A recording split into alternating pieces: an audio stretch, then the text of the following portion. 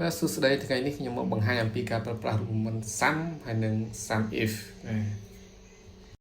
បាទដើម្បីបូកសរុបទាំងអស់យើងប្រើរូបមន្ត sum អញ្ចឹងយើងសាកឲ្យមកគឺស្មើ sum ហើយយើងអូសជួរដែលយើងចង់បូកសរុបមកហើយបិទវងកញ្ចក់វិញ enter មកគឺបញ្ចេញទឹកប្រាក់សរុបទាំងអស់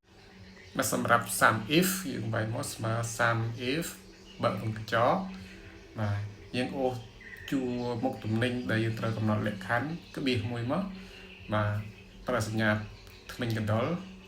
ហើយនៅក្នុងថ្មិញកណ្ដុរនេះគឺសេអក្សរខ្មែរមកដោយសារមុខទំនិញយើងជាអក្សរខ្មែរដាក់កូកា